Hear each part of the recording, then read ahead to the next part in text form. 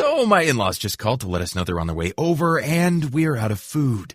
Great. Luckily, Instacart helps me get groceries delivered in as fast as an hour. Plenty of time to cook an in-law worthy meal. Now, what to make? Chicken parm. Perfect. Download the Instacart app or visit instacart.com to get $10 off your first order using the code PREPARED10. Now the only thing to worry about is dinner conversation. Offer valid for a limited time. Minimum order $35. Delivery subject to availability. Additional terms apply. Michèle Flournoy was Undersecretary of Defense for Policy during the first Obama administration and is the founder of West Exec Advisors and CNAS, where I'm an adjunct fellow. As of yesterday, she is also CNAS's new board chair. Apologies in advance for some audio issues in this episode. I promise it's not the whole show. Welcome to China Acquisition Talk. Glad to be with you. So first off, how are you thinking about evaluating Richard Fontaine's performance as CNAS's CEO? He was on the podcast a few weeks ago, and he spent 2 hours with me on a Friday. Seems like he's reading too many novels. I don't know, maybe he has too much time on his hands or something. Richard is a fantastic leader. He's actually brought CNAS through the pandemic with flying colors and is in the process of rebuilding the staff, having contributed a number of folks to the new administration. I'm very excited to work with him. How would you apply a social psychological approach to U.S.-China relations? I'm not sure. That's a great question. We have a lot of work to do to understand how Chinese leaders think, what their strategic calculus is, what they value, what costs they fear, the sort of fundamentals of what would actually deter their problematic action. There was a whole industry around this during the Cold War vis-a-vis the Soviet Union of people whose only jobs were to really understand how the Soviet leadership thought. I am not suggesting we're in a Cold War with China, but I am suggesting with them as a rising and increasing competitor, we have to do a much better job of really understanding their calculus and how to influence it. How would you rate the performance of that cottage industry during the Cold War? It's a mixed record, as in any of these things. I think there were some really good insights that helped influence U.S. policy. And then there are times when we came dangerously close to getting it wrong, as in the Cuban Missile Crisis. The lesson I take from that is that you really need a pretty diverse range of views around the table, not only the people who are narrowly focused on the question, but people who are going to bring orthogonal perspectives to the table, and so that you can debate the issues, you can hear dissent, you can think about managing the risks associated with getting it wrong, and overall make better decisions. So another riff from your archives. I have 2 sentences for you, Michèle. In the words of the Holy Father, we need a moral about face. And what? Nations I don't think I've ever said that. Doesn't sound like me. Oh no, it's not you. This is the Okay. I thought you were saying okay, that was a quote from me, and I was like, I don't think so. So another one. This Nothing one's against the Holy Father. I'm not in the habit of quoting him. Sorry. So I'll finish it. The whole world must summon the moral courage and technical means to say no to nuclear conflict, and no to the moral danger of a nuclear age which places before mankind indefensible choices of constant terror or surrender. And, McGeorge Bundy's response, nations have never come near to any agreement that would reliably eliminate nuclear weapons. Fear of the bomb itself has always been less powerful than fear of an adversary's bomb. I think the question today is, how do we continue to reduce the numbers and the importance of nuclear weapons in strategy, put them on the back burner as the background of nuclear deterrence, but prevent rising powers like China, revanchist powers like Russia, from ever thinking about using them. I also think the real name of the game is opening up the aperture of strategic stability. It's not just about nuclear weapons anymore. It's about how countries will use cyber tools. It's about how they will behave in the domain of space. It's about a lot of other things that can affect strategic stability between the nuclear powers. So I think that is a great area for dialogue with both China and with Russia. It's tough to get them to the table and to honestly discuss these things, but I think it's imperative to try. What do you think the debate around nuclear policy in the US, led by the Catholic Church, can teach us about? What lessons does that episode have today? Are you talking about the bishop's letter way back when? Or are you talking about... Yeah, that's what I was quoting. You may be digging into the archives to discover that I wrote my master's thesis on the ethics of nuclear deterrence. That may be where this is coming from. But I do think it is worth trying to apply the principles of just war theory to how we think about the use of force generally, including how we think about the use or threats to use nuclear weapons. And so very key principles, which we've now integrated into domestic law, international law, like discrimination. We're going to make a discriminate between military targets and civilians, and we're going to try to avoid targeting civilians directly, but also avoid collateral damage indirectly.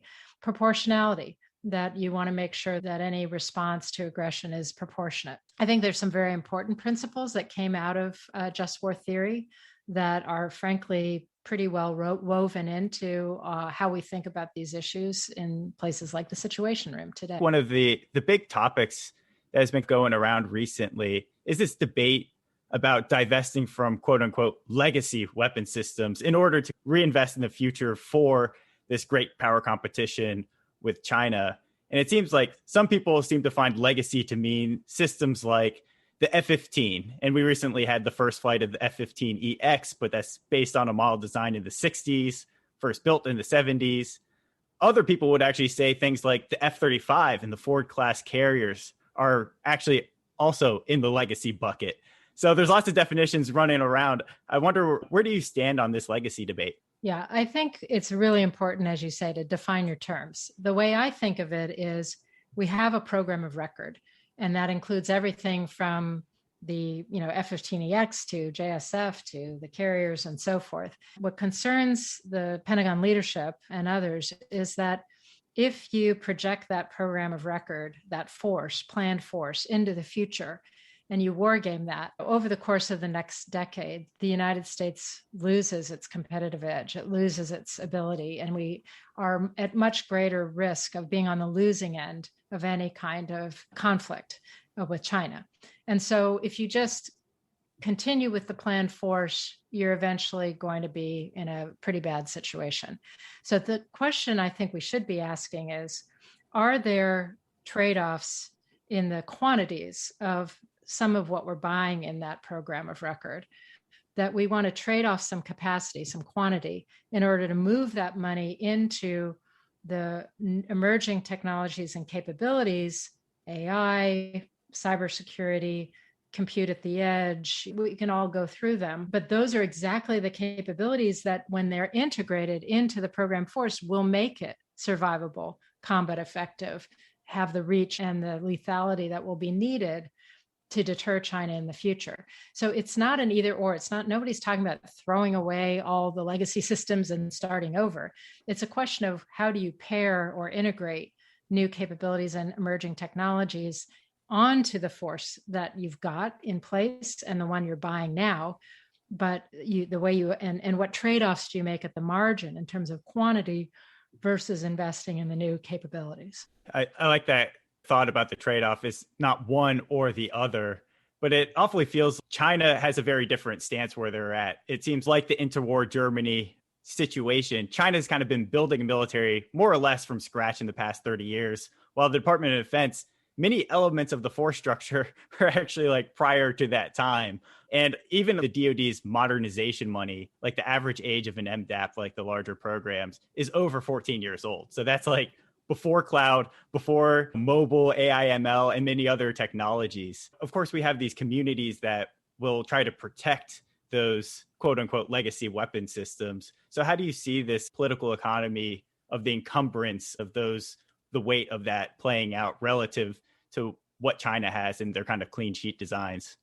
Yeah. And if we leave it to just inertia, there are a lot of vested interests, both in the Pentagon and outside the Pentagon, on the Hill, in industry, in the program of record. It's very hard for a new capability to elbow its way into that. But I think it requires bringing Congress inside the tent, bringing industry inside the tent to show them, if we stay on this course, this is where it leads. And it will be have very dire impact for our interests, for our allies, for our economy, our economic competitiveness, for our ability to protect our interests abroad in the coming years. So we've got to make a change.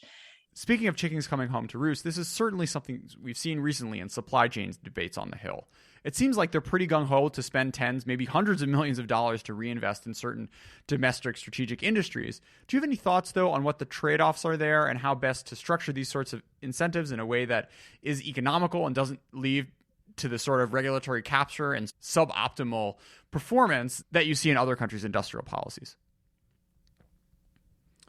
I don't think we want to take a reshoring approach across the board, as controversial as that may sound. We do have to pay attention to the economics behind these supply chains and what will keep our own companies and other competitive globally. But there are key areas where we need to apply a national security lens and say, where is it really important to have more of a home-based supply chain, or a supply chain that is inclusive of our allies, but not necessarily reliant on, China.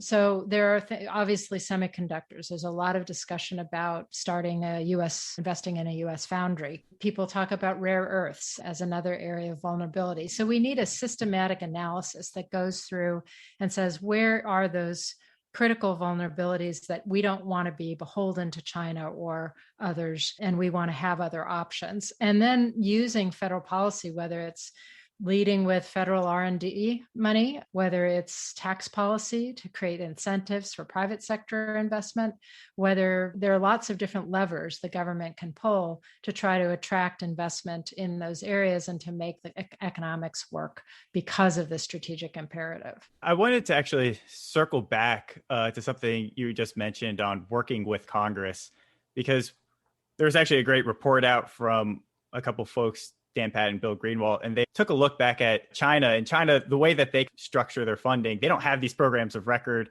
Takes years of requirements and budgeting to go get these things started. And then once they start, like you have that 35, it's planned out to 2070. And we can have the debate over what's the quantity, whether you want to cut it off now, reduce the quantities, or continue completely. But I just wanted to get your impression on how does the DoD work with Congress in order to free up a little bit more flexibility to do exactly what you were saying, which is bring in some of these emerging technologies to complement the major programs that we've already invested a lot of time and effort into, and that will still be, part of the force structure. I think instead of throwing a budget over the transom to Congress each year, they've really got to bring Congress in and brief them on the wargaming, brief them on what happens if we just stay the course, brief them on the stakes, get some of the members of Congress sharing in that sense of urgency and the need for change. Congress should get credit. They've actually done a very good job of giving the department, particularly driven by the late Senator McCain and Representative Thornberry, a lot of authorities to do things more flexibly, to prototype technologies, to use other transactional authorities to acquire things more quickly, to break out of the traditional requirements-driven process of acquisition, which takes, as you said, is very sequential, takes many years. And it's totally antithetical to the way that software-driven systems are developed using this agile, iterative approach, and how most emerging technologies are developed. The problem is the department has not trained or incented a portion of the acquisition corps to really adopt those at scale and to use them regularly. And so you still have this situation where once a promising technology is prototyped and demonstrated, it might win awards, it might be the greatest thing since sliced bread.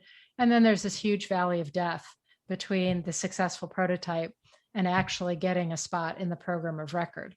So that is where I think the DoD needs to do a better job. I think both DoD and Congress need to accept a little bit more risk in the development cycle of technologies that are critical so that we can get there faster, because you do have to accept a little bit more risk, not into the warfighter downstream, but in the development cycle of the technology, because the agile process, you're going to have some failures, you're going to learn from those failures, you're going to address them and build better capability.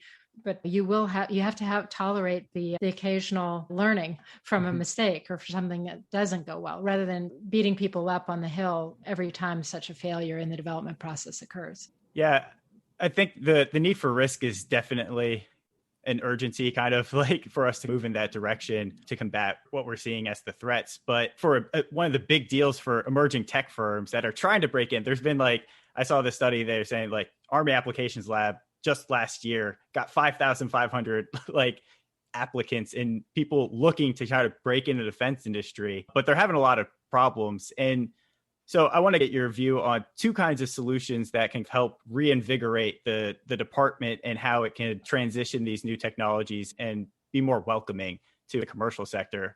First is like this idea of a bridge fund. And last year you brought this up to Congress because we just need, if it takes forever to line up a program of record, you need some kind of flexible pot of money to fill that gap and get them over the valley of death. Another view is that might just push the valley of death a little bit to the right, or it's not really solving the real institutional problems of portfolio management and what's that real relationship and conversation with Congress. You need both. I do think occasionally you'll need a bridge fund when you actually have a successful prototype. You have an end user customer who wants it and is willing to put money against it in the program of record. But just because of the budget cycle, that point in time is 18 months away. So 12 to 18 months away. So how do you use that time to continue the development and the refinement of the capability so that you're that much farther down the road when you actually go into production? That's the bridge fund case. But I think the portfolio management is also really important because it would be hard to find a CEO that's in the world of manufacturing that's not doing some form of portfolio management. You have to be able to regularly assess how different efforts are performing against an objective and move resources around to accelerate the ones that are working and cut off the ones that are failing or put them on the back burner. The way our system works doesn't really allow that. So if you could get the Congress to give the DoD some kind of authority for portfolio management within mission areas to make some of those trade-offs. And you can require reporting or testifying or engaging Congress and so forth. But that lack of flexibility is really hurting us because even when we know we should make a trade-off, it's very hard to actually make the change. We at George Mason are starting a series of events around these topics. So we've been very interested in we have a legacy of an industrial era system, and then how do we modify that or update that in order to address the problems that we're facing today? Because we can't just have these 20, 30, 40, 50-year plans and presume that commercial technology or other things won't change in that context. And I came into DoD in the 90s as a reformer thinking we needed to completely change the system, and we do. But I've also, over time, come to believe that you really can't boil the ocean. And if you try to change the whole acquisition system, it's a fool's errand. It's not a fool's errand. It's a noble cause, but a different metaphor, tilting at a windmill. So I think the more important thing to do is to take a subcadre of folks and really train them well on how to manage technology and emerging technology programs and how to accelerate development and adoption. As I think it was Eric Schmidt who said, the DoD doesn't have an innovation problem, it has an adoption problem because we haven't trained people and we haven't incented them. We haven't made it a great thing for their career to move to this approach. So we need a sort of cadre of Green Beret emerging technology acquisition experts. It doesn't have to be a huge number of people, but if we were to train and incent and reward them for the department, I think you'd get faster development and adoption of some of these critical capabilities. There's something that's like a conundrum or maybe even like a paradox to me, because it's like the Department of Defense does all this planning, but then they outsource everything to industry. So it's like, we're making use of markets. But then it seems like to me, and what you're saying is we actually need the technical in-house skill back in the government as well in order to manage these programs. And that actually improves the interaction with our supplier base and the contractors. It makes the whole market system work better. So even though you're internalizing work into the government to some degree, you're also making the interactions and the whole system work better in terms of how they can contract. Yeah, absolutely. You've got to help DoD to become a better, smarter customer, both in terms of understanding the tech and the tech development and acquisition cycle, but also in terms of understanding the business models and what to negotiate in a contract, how to drive price down or costs down when you're dealing with an industry partner. We don't invest enough in the tech or business acumen of our professionals, and that would make a big difference. And when you do see, like you see some work that's being done in the Navy, where they really are driving down the O&M costs associated with key platforms like the F-18, what's happening there is they're helping, the Navy's becoming a smarter customer in terms of negotiating those contracts and dealing with that supply chain. So there's a lot of goodness. There's a lot that we could get out of investing in that human capital. Do we know how China kind of approaches that human capital aspect in relation with its industry? China has a totally different system, the sort of civil military fusion, which is if something interesting is happening in the commercial world, they step in and direct it to be shared with the PLA. So that is obviously not a system that would work for us, but we need to find our own answer to that in terms of accelerating innovation and the adoption of innovation. One of the things that we've been hearing about in terms of just like getting the Department of Defense ready for this great power competition is something like a Manhattan Project for AI, which came from the Future of Defense Task Force. And your colleague, Bob Work, also talks in a little bit different manner. He says something like Rickover style nuclear reactors model for AI. So I wonder, what's your kind of take on what is needed in the AI ML for scaling that's the various solutions, but also the kinds of like enterprise tools and architectures we need? Yeah, I think machine learning and AI applications are going to be critical, not only for the U.S. military and for speeding the quality of decision making for the military and enabling human machine teaming with operators and unmanned systems.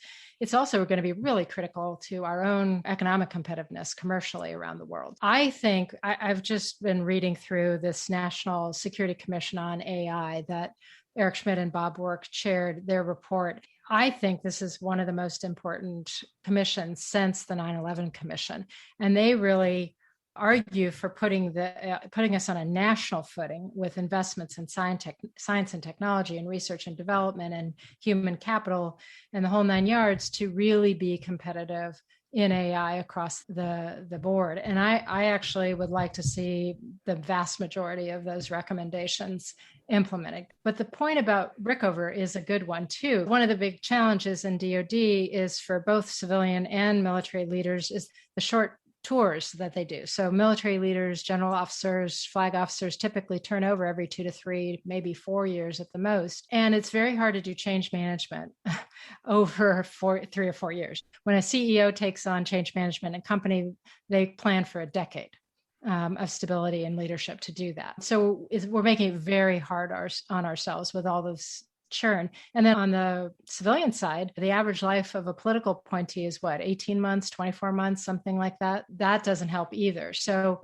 I do think in areas where we really want to double down, make a big bet on technology and accelerate our advancement, we've got to stabilize some of that leadership to make sure we can drive the change over time. Yeah, I love the Rickover part because he also, back to what we were just talking about with workforce, he spent so much time recruiting people. He interviewed like tens of thousands of just like anybody coming into the nuclear division. Yeah. And then he spent all this time making sure they're trained up. And he was there. I think he started on nuclear reactors in the late 40s and he was there until the 70s or early 80s even. Yeah, it just seems like we need that kind of stability and leadership because we'll have like multi-decade programs and then people just churn within there. And so who's accountable for such things? He understood that human capital is the long pole in the tent, not only recruiting the right talent, but developing them, creating career paths for them, incentivizing them, managing that pipeline of talent over time, and that really creating that whole cadre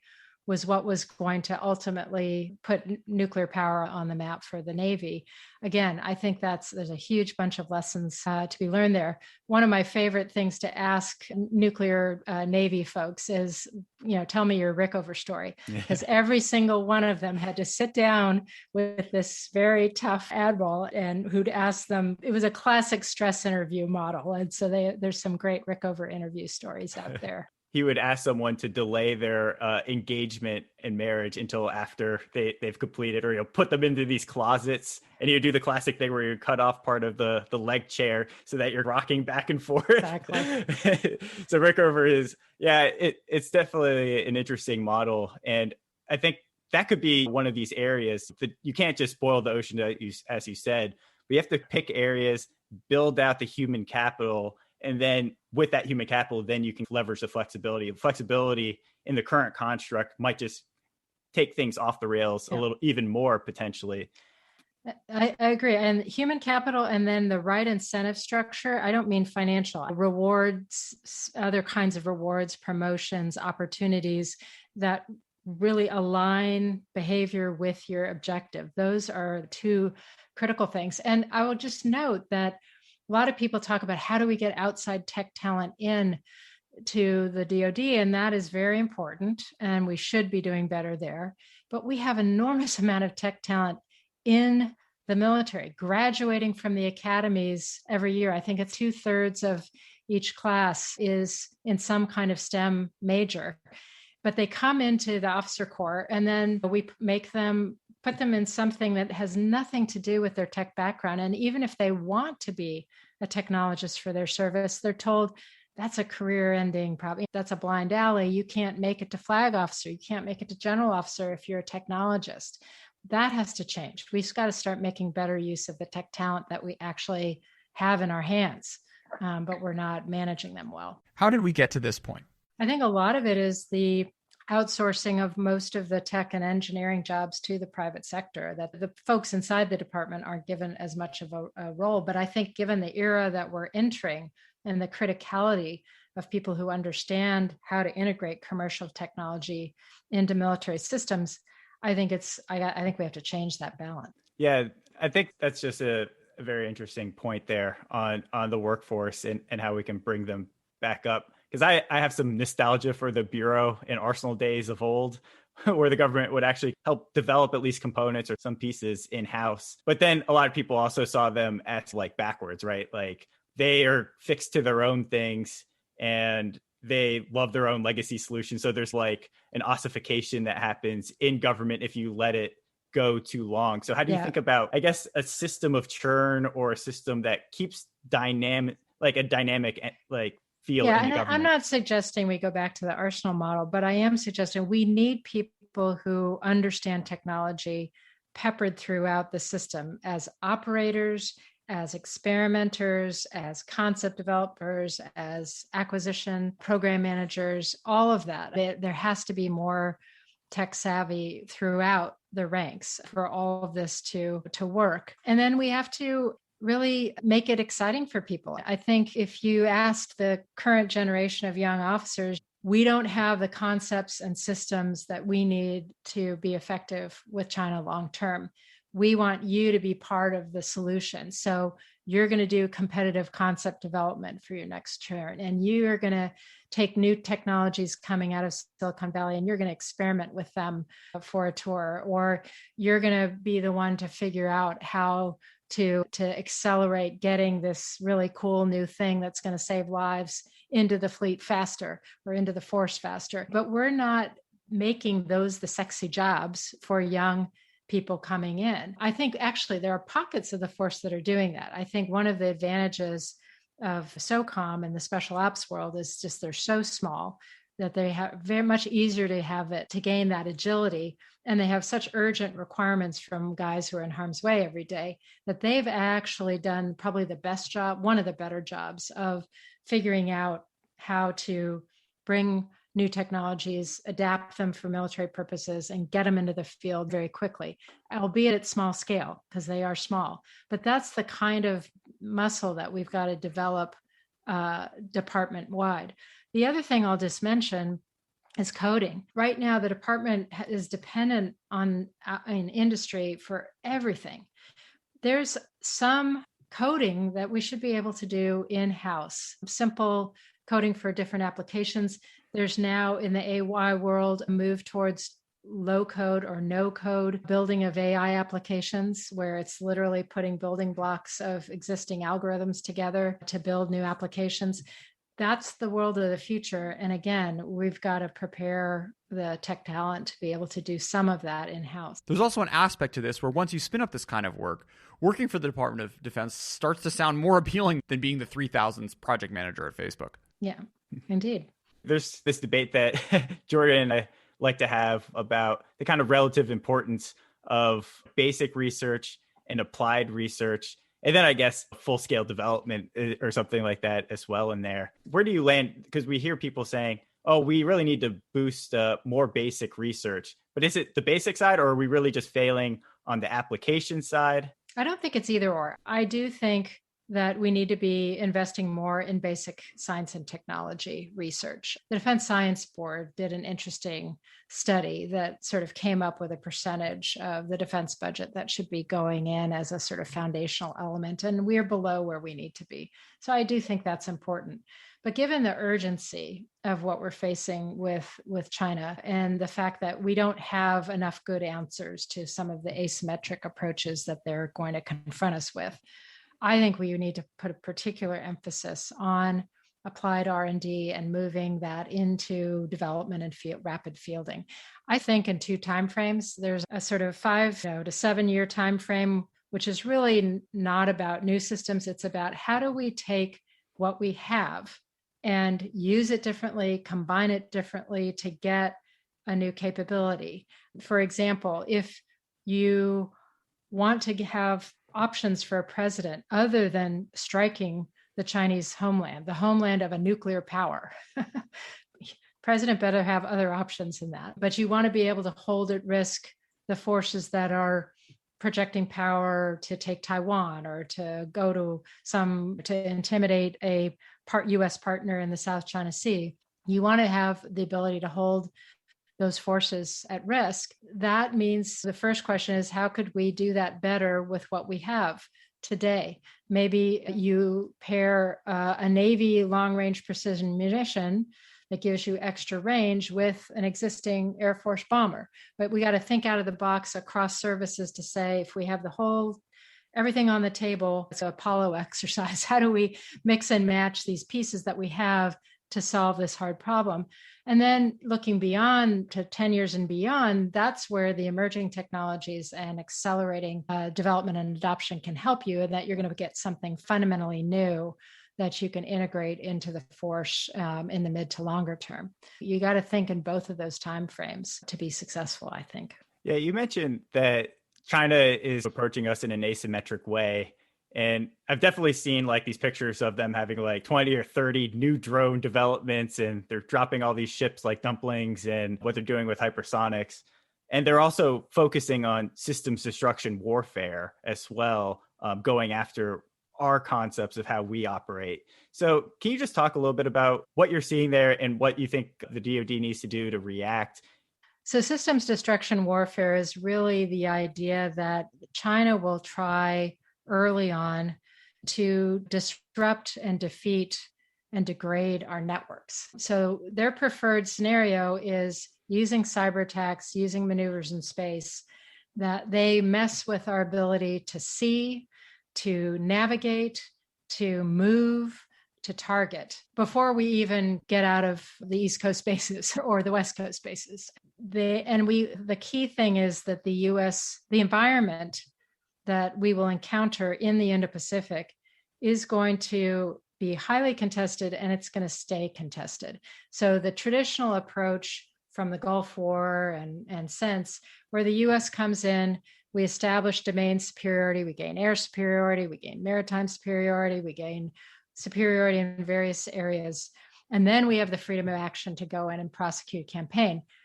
That moment of sustained superiority is never going to happen. We will get it, we'll lose it, we'll have to regain it. It's going to be episodic. And so what we have to do is think asymmetrically about China, meaning how do we fight in that more contested domain? How do we build a resilient network of networks to be able to continue to operate effectively and communicate and command and control in that contested environment? But also, where are the points of vulnerability for China, just as they've focused in on for us on cyber attacks on critical infrastructure, attacks on space-based systems that could blind or immobilize us? What's the equivalent insight for us? How do we take an asymmetric approach to them? I do think the network of networks, the resilient, what's being called, joint all domain command and control, or ABMS by the Air Force, that's a really key piece. I think leveraging AI for decision support so that we can cull through the data and get the insight and make the decision faster than they can. That's critical. Human machine teaming. We're always going to be at a quantitative disadvantage in their backyard in the Indo-Pacific, given just the time distance equation. How do we marry unmanned systems with manned systems to get some of that capacity back and regain some of that advantage and be able to operate in a very lethal environment where we may not want to send 5,000 people on an aircraft carrier in? These are the kinds of, it's an asymmetric thinking. And as important as the technology is, the mind share, the intellectual conceptual development piece is really critical as well. One last fun one to close. Are there any corners of the DoD history that you think it would have been particularly fun to either work in or just be a fly on the wall for? I'm really interested in periods where someone figured out they had to break doctrine and make a fundamental shift to operating differently. And somehow the institution figured out how to incent that behavior and create a competitive environment where that innovation happened. I think there have been periods in U.S. naval history where that was true. There have been periods in, the German use of the tank. The tank was one thing, but when they came up with the concept of blitzkrieg, it became something with much more impact. So marrying the technology piece with the new way of thinking that changes how we fight, I think those are the most interesting areas to plumb for lessons learned.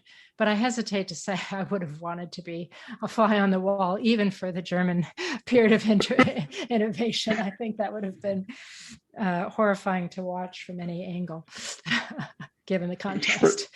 For sure. We'll stick to the Merrimack and maybe like carrier development exactly. for your time carrier travel aviation exercise. Let's stick with that one.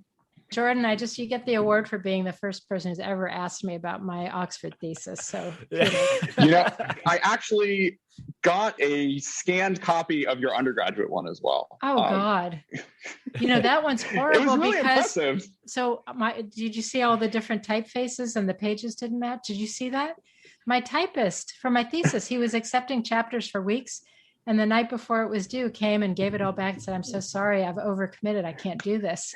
So I had 20 friends divide up the pages of my thesis and type it all night and then slap it together with a letter at the front, a mea culpa letter from the typist in the front, so that I wouldn't be downgraded because of the way it looked. You must have seen that and said, "What's her problem? Why can't she type properly?"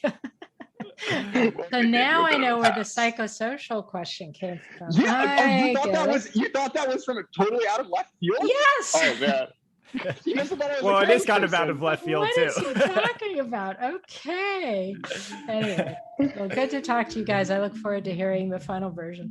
我用官方的回答了他的废话，怕他嘴巴只会把路指为马。官方的回答了他的废话，披上盔甲就没有办法跪下。Man, I don't need you tell me anything， 你到底怎么想？来自 on the ground 还是互联网上 ？I don't need you tell me anything， 你到底怎么想？千万别把我当成你的榜样。非常官方，发布会的晚上非常官方，感谢主办方的颁奖非常官方，怕你胡思乱想，不原谅我不会勉强。不仅官方也很善良，我在战场远处观望，我的望远镜绝不会反光，看到敌人投下的白旗都已经泛黄。买不到最贵的配备的不如退回去，别让妹妹流下泪水。手背的内心中的话语权交给了别人，不像个爷们，反而更像个傀儡。上天关了门，打开了窗户，总有几个傻瓜傻子闯入。等我有天抓他放进仓库，倒背的爸爸可以当他养父。我像他父辈一样成熟，很有风度。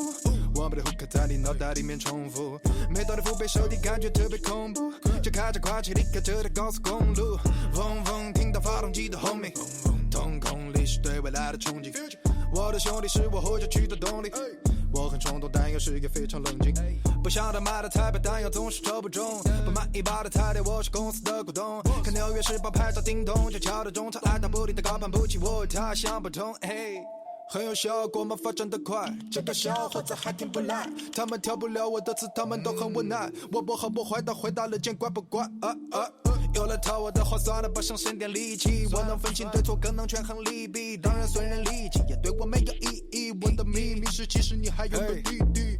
自以为一两句话就来定义谁，第几回为相同的问题都无言以对。到美丽的花园里看一看向日葵，让那些被词汇支配没思维的洋芋都闭嘴。我用官方的回答了他的废话，怕到嘴巴只会把路指为马。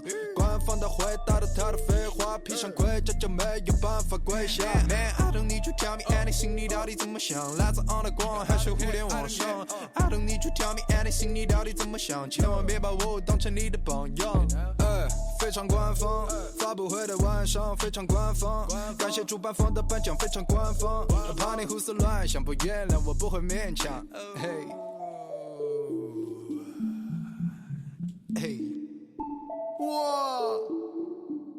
哇！非常官方，发布会的晚上非常官方，感谢主办方的颁奖非常官方，怕你胡思乱想，不原谅我不会勉强。